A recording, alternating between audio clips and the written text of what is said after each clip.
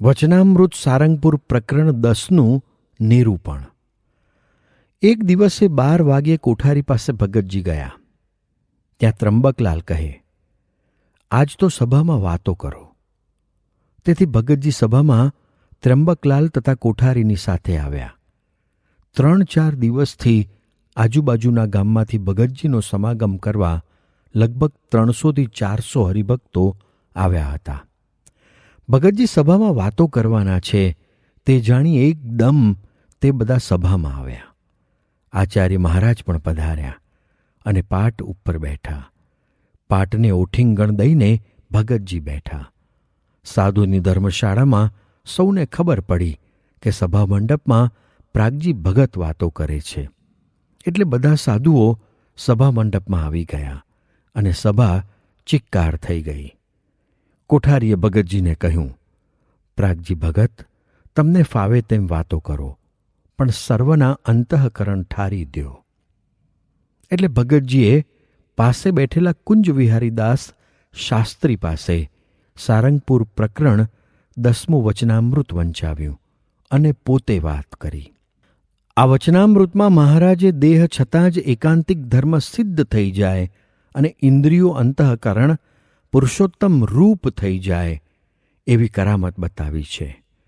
પણ એ કરામત એવા મર્મને શીખેલા મોટા સત્પુરુષ થકી જ શીખાય છે. મેં મારા ગુરુ પાસે એ વિદ્યા સિદ્ધ કરી છે. એટલે આજે અખંડ ભજનનું સુખ આવે છે અને બ્રહ્મ સ્થિતિમાં વર્તાય છે. પણ જ્યાં સુધી એવી સ્થિતિ થઈ નથી ત્યાં સુધી અક્ષરધામ છેટું મનાય છે. એટલે બાહ્ય દ્રષ્ટિની સમજણવાળાને મતે તો 50 કોટી જોજન પૃથ્વીનું તળ છે. તેથી 10 ગણું જળ, 10 ગણું તેજ, 10 ગણો વાયુ, 10 ગણું આકાશ, મહતત્વ, પ્રધાન અને પ્રકૃતિ એ 8 આવરણો છે. એટલું છેટું અક્ષરધામ અહીંથી છે. તે સ્વામીની વાતમાં સ્થૂળ દ્રષ્ટાંતે સમજાવ્યું છે કે 1,00,000 મણ લોઢાનો ગોળો અક્ષરધામથી પડતો મૂક્યો હોય તો તે વાયુને લેરખે ઘસાતો ઘસાતો પૃથ્વી ઉપર આવે ત્યારે રજ ભેડો રજ થઈ જાય. એટલું છેટું અક્ષરધામ બાહ્ય દ્રષ્ટિવાળાની સમજણે છે. એનો વિચાર કરીએ તો ગતિ કેમ થાય? પરંતુ શ્રીજી મહારાજે આપણને અક્ષરધામ ઢુકડું બતાવ્યું છે. જો સમજણની દ્રષ્ટિ હોય તો મહારાજે સમજણવાળાને શ્રેષ્ઠ કહ્યા છે. બ્રહ્માંડને પાર પ્રકૃતિ ભેદીને જે અક્ષરધામ છે તેનું જ અન્વય સ્વરૂપ પ્રકાશ સચ્ચિદાનંદ કે ચિદાકાશ આપણા પિંડમાં પણ વ્યાપક સ્વરૂપ અષ્ટ આવરણની માહી રહ્યું છે. તે સ્વરૂપની અંતરદ્રષ્ટિએ કરીને સત્પુરુષના સમાગમ થકી જેમ જેમ ઓળખાણ થતી જાય તેમ તેમ આવરણ ભેદાતા જાય અને પ્રકાશ વધતો જાય. તેથી જ આત્માના પ્રકાશનું દર્શન જેટલું જેને થયું હોય તેટલો તે આત્મદર્શી કહેવાય.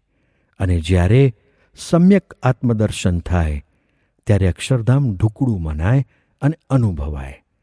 સત્પુરુષના સમાગમે કરીને જ્યારે સંપૂર્ણ આત્માકારે વૃત્તિ થઈ જાય ત્યારે જેમ મહારાજે કહ્યું તેમ ગઢડું શહેર કે ઓસરી કાંઈ દેખાય નહીં અને આપણ સર્વે ત્યાં જ બેઠા છીએ એમ જણાય અને આવરણના ભેદ ટળી જાય.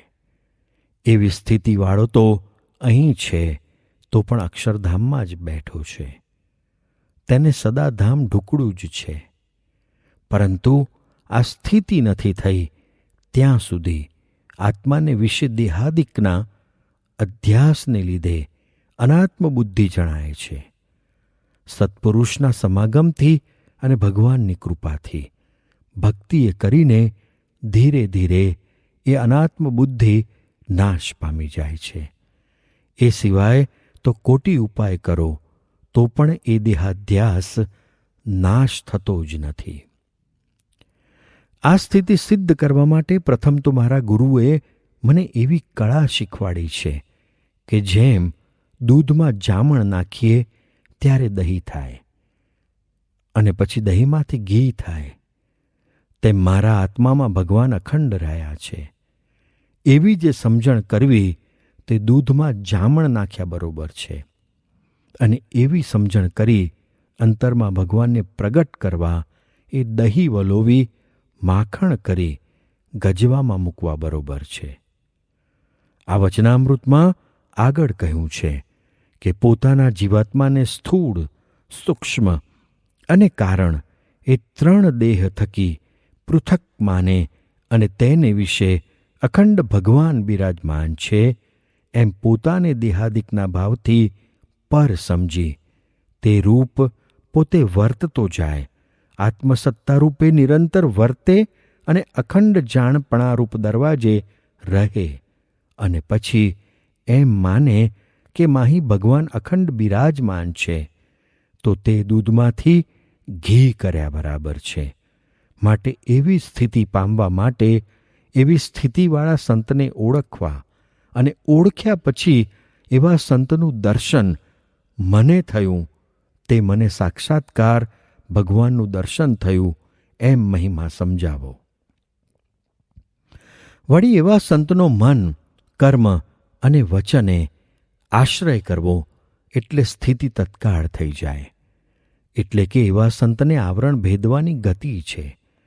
તેથી પોતાના સંબંધથી પંચ વિષય થકી નિવૃત્તિ પમાડી નિર્વાસનિક કરી જીવને બ્રહ્મરૂપ કરી મૂકે છે અને ચૈતન્યમાં ભગવાનની મૂર્તિ અખંડ પધરાવી દે છે.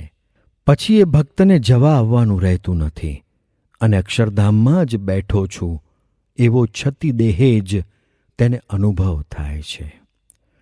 એટલી વાત કરીને વળી ભગતજી બોલ્યા, 500 મણ સોનું હોય પણ 5 વર્ષના છોકરાથી તે ન ઉપડે અને ન લેવાય. એ તો જ્યારે દૂધ અને સાકરનું પાન કરે અને મોટું થાય ત્યારે ઉપાડવા સમર્થ થાય. તેમ આ જીવ બાળક જેવો નિર્બળ છે, પણ એકાંતિક સાધુ થકી કથા વાર્તારૂપી દૂધ પીવે તો બળિયો થાય અને અંતરમાં અખંડ ભગવાનની મૂર્તિ ધારી રાખે. એકાંતિક કોને કહેવા? ત્યારે કુંજ વિહારીદાસે પૂછ્યું, એકાંતિક કોને કહેવા?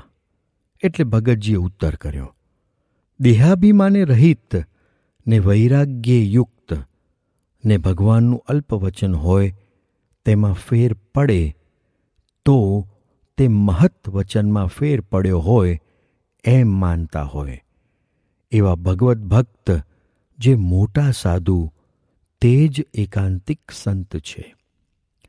એ વિના પણ બીજા કેટલાક લક્ષણો છે. એટલે સૌએ કહ્યું, વચનામૃત તો બીજાને પણ આવડે છે, પણ તમારામાં સૌ તણાય છે અને આમ તમારી વાણી સાંભળી સૌ એકતાર થઈ જાય છે. તેનું શું કારણ? ત્યારે ભગતજી કહે, મને સ્વામિનારાયણ વળગ્યા છે, તેથી જેવું તેવું બોલું છું તો પણ સૌને મારે વિશે સ્નેહ થાય છે.